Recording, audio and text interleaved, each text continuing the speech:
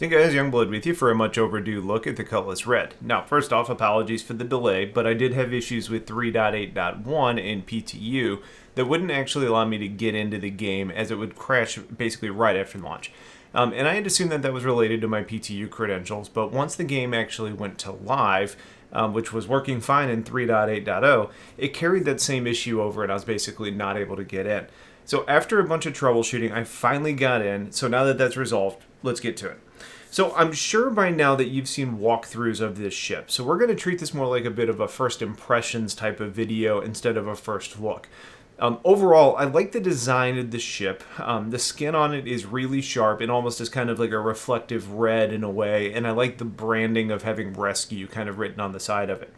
Now, some are saying that the flashing lights that are activated when you turn on your ship lights are a little bit chaotic, but I personally kind of like the look of them. Now, I wish the source of the emergency lights was a little bit more defined because it almost just looks like these colors kind of flash from the hull.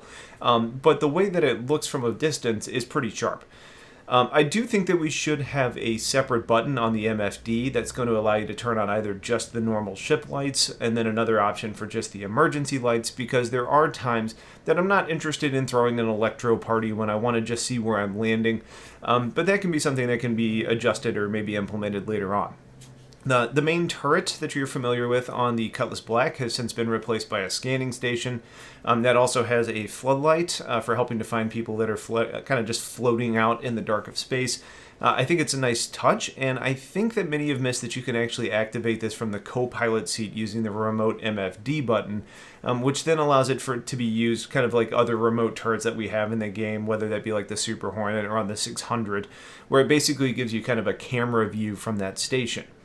Now, in the main crew area, there's a weapons rack that is currently working with some mixed reviews. So just know that if you try and use that right now, you may end up losing your weapon, though some are saying that it worked fine, just something to be aware of.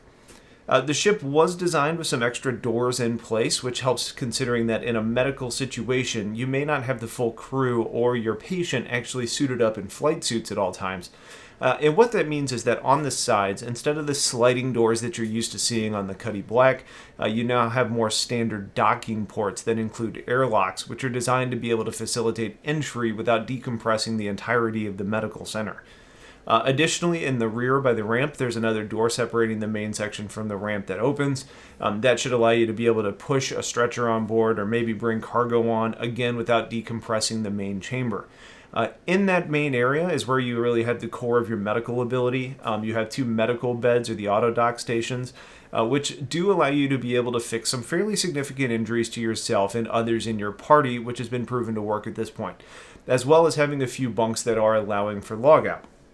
As of now, you're actually able to set the medical beds to be your respawn point in case you die, assuming the ship is active and it's within a close enough proximity when you kick the bucket. I believe that to be about a few million kilometers, but I haven't seen the exact number. I've seen 2 to 5, but I think 4 is the most common number that I've seen. Long term, I don't believe the Red is going to be able to fulfill this role of being a medical respawn location, though it may just be a balancing thing that changes over time. And is supposed to at least be requiring a more advanced facility or bed to be able to do this. But if it stays like this, or even just for right now as an intro to the medical gameplay, I think it makes sense allowing the ambulance to have the ability to do this. The 890 bed, for example, is able to do this too. That does bring up some interesting gameplay balance and how medical is starting to play out. Because right now, a Medipen will heal basically most injuries, including this bleeding and getting it to stop. Now, it may not bring you back to full health, but it does quite a bit. Now, where this ship is going to start to shine from an emergent gameplay perspective is when a mission or a beacon can be set because somebody needs assistance, and then you can get there to help. Now, again, the most common issue right now is when you're on foot. The most significant injury that you can have is that you can bleed out.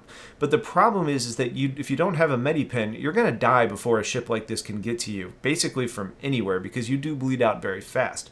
So that either suggests that you're going to be just SOL without a Medipen, which almost puts more value in that Medipen than in the ship, for example, or that further balance needs to be done to allow for bleeding to be a slower issue, or to give more tools such as handheld medical options that stabilize for a certain amount of time until a Red can arrive.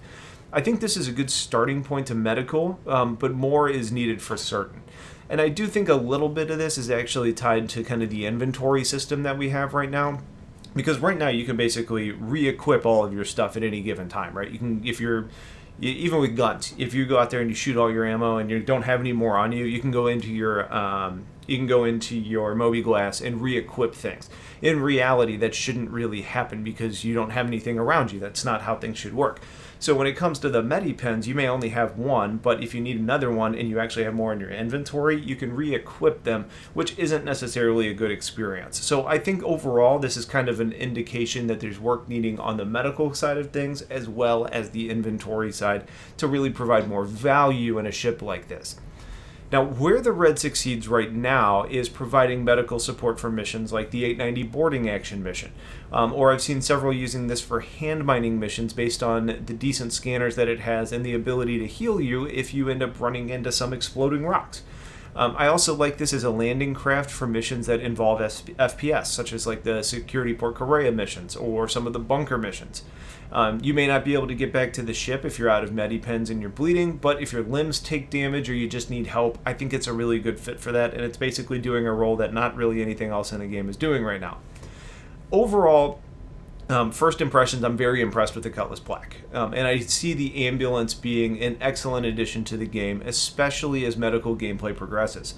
It's making me very excited for my Apollo, but also to see how other things get developed, such as handheld medical tools, docking with like an Endeavor Hope, as well as if there could be like a dedicated landing area with some like elevated clearance at large cities like Lorville that may allow you to bypass trains to get an immediate drop off at the hospital. That way you're not having to keep somebody stabilized while you're waiting for a shuttle to take you from the landing area to the actual city core. Either way, new gameplay is always exciting to see, so now I think we just kind of sit back and wait and see how it all develops. If you guys have thoughts or opinions on the ship so far, please share them. If you've got kind of unconventional ways you've been using the ship, I'd like to see that as well. Otherwise, I appreciate you all watching. Stay tuned for more content coming now that I'm back in the game. Have yourselves a wonderful day, and take care.